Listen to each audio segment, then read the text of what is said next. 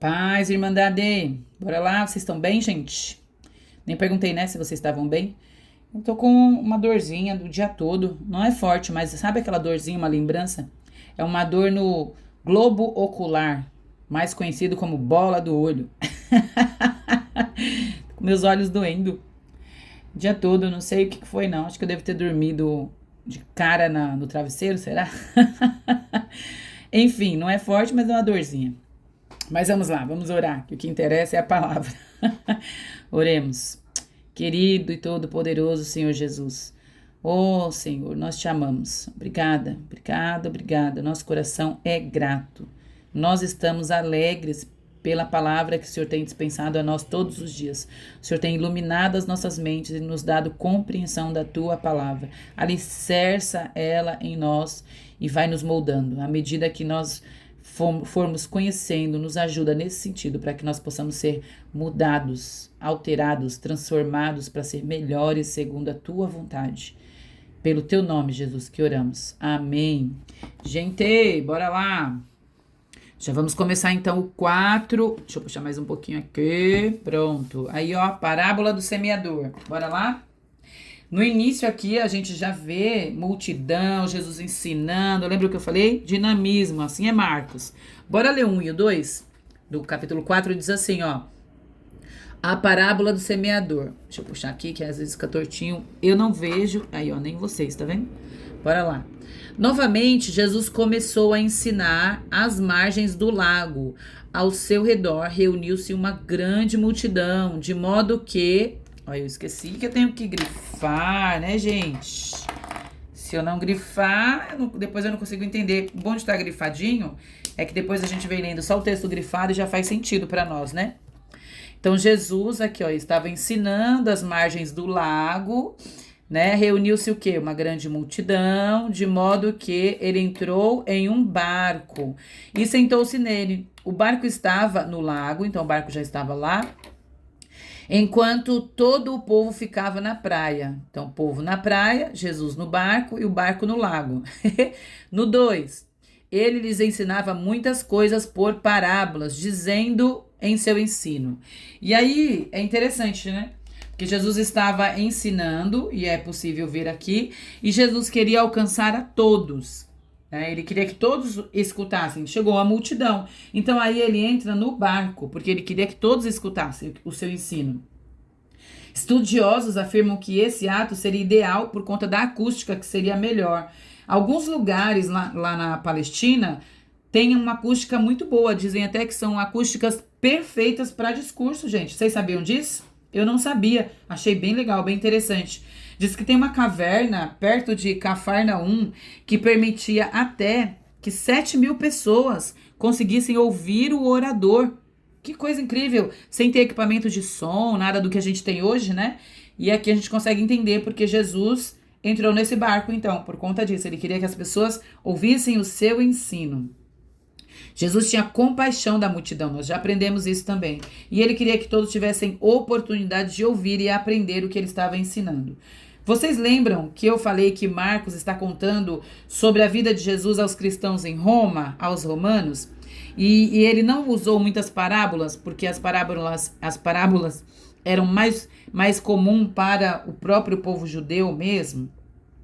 Então, nesse sentido, ele traz aqui 3 parábolas, né? Nós temos aqui 3, nessa parte que a gente vai ler. Só vai ter, se eu não me engano, só tem mais uma parábola em todo o livro de Marcos. E 3 nós vamos tratar hoje. Ó, que coisa, vai ser super rápido, né?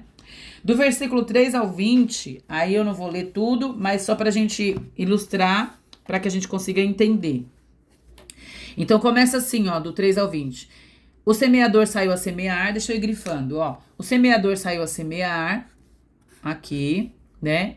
E uma parte da semente caiu à beira do caminho, outra em terreno pedregoso, outra entre espinhos e outra caiu em boa terra. Essa que caiu em boa terra foi a única que frutificou, que cresceu, que germinou, né?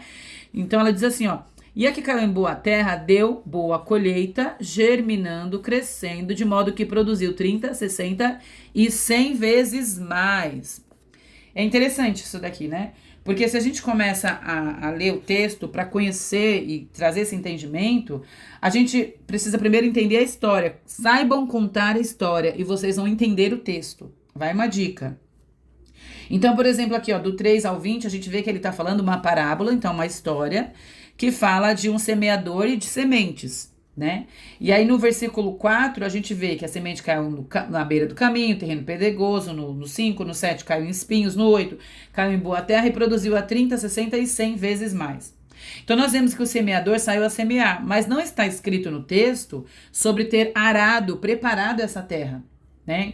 E como Jesus está falando aqui para muitas pessoas que entendiam de colheita, pois eles viviam isso, né? Era próprio daqueles dias. Então, para eles era mais próximo e mais fácil esse entendimento de que a semente, quando lançada em solo arado, preparado, né, que era comum, teria um bom resultado. Mas se fosse lançada num solo que não tinha sido arado, que não tinha sido preparado para o plantio, o destino dessas sementes era o mesmo que Jesus descreveu aqui. Era semente caindo para fora, semente caindo em pedras e morrendo, sementes morrendo, né? E Jesus trouxe essa ilustração para que eles pudessem entender que sobre essa boa terra. E aí, no versículo 9, porque ele fala que na boa terra vai ter colheita, né? E a colheita até 100 vezes mais. No 9 ele diz assim, ó, e acrescentou, aquele que tem ouvidos para ouvir, ouça. Vou colocar até de outra cor aqui, ó. Aquele que tem ouvidos para ouvir, ouça. Gente, essa palavra é pesada. Aquele que tem ouvidos para ouvir, ouça. Porque ele conduz para um termo que era mais usado no Antigo Testamento. Que o povo de Israel, os profetas diziam muito isso, né? Porque o povo de Israel, eles tinham ouvidos, mas eles eram surdos às profecias de Deus, surdos para a voz de Deus, que era a voz dos profetas. Então, como ensinamento prático, já fica aí para nós a importância de estarmos fazendo o que nós estamos fazendo aqui. Estarmos fazendo isso. Nós estamos nos dedicando à leitura, à palavra, e é a palavra que nós precisamos reter, receber, entender. É ela que vai crescer em nós, no nosso coração, que é essa terra, né? E que a gente não permita que nosso coração seja endurecido, né? Como esses que têm ouvidos e não conseguiam ouvir, né? Que a gente não fique petrificado a ponto de ouvir, escutar e não entender, não ouvir, não saber que a palavra é em nós, é para nós, né? O texto continua, e aí aqui do lado, o texto continua, e aí ele vem trazendo aqui no 21, até aqui, ó, é a explicação sobre a parábola da semente, né? E aí na explicação ele diz assim, ó, o semeador semeia a palavra. Então, a semente é o quê? A palavra. E aí no 20 ele diz assim, as que foram semeadas em terra boa são aqueles que ouvem a palavra e aceitam e que produzem uma colheita de 30, 60 e 100 por um. E aí depois de explicar essa parábola, aí o texto continua aqui, e aí ele também vem falando sobre a lâmpada, ele vem falando sobre dessa parte da lâmpada, de iluminar, de estar em um bom lugar, leiam depois. Eu só queria ler aqui o 24. O 24 diz assim, ó, considerem atentamente o que vocês estão ouvindo, continuou ele. A medida com que medirem será usada como medida para vocês. E mais ainda será acrescentado a vocês. Olha isso. Então, a medida que vocês usarem para medir será a mesma medida que vai nos medir, né? Então, o Senhor está falando o quê? De juízo de Deus sobre os nossos julgamentos, os julgamentos que a gente faz sobre os outros. E aí ele volta para a parábola aqui, ó. E aí vem a parábola da semente, é mais uma parábola. E aí lembrem que eu falei que nós precisamos ver as parábolas juntas e não isoladamente?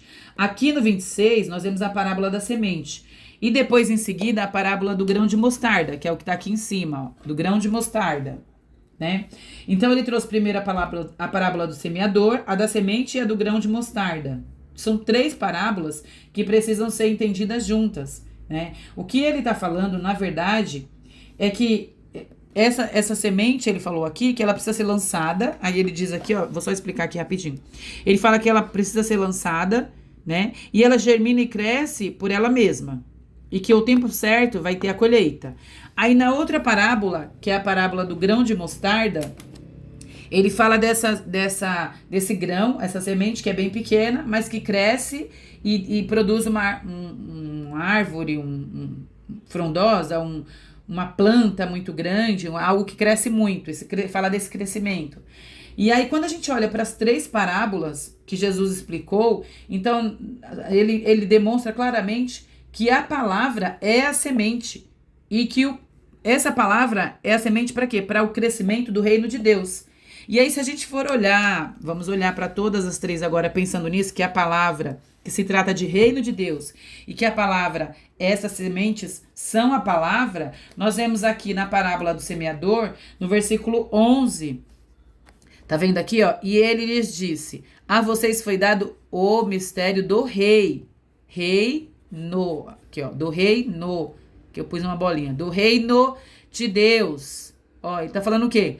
Mistérios do reino de Deus. E ele falou o quê? Sobre a palavra ser a semente. Então ele fala sobre os mistérios do reino de Deus e está explicando que a palavra de Deus é a semente para o reino. A semente que dá o crescimento do reino.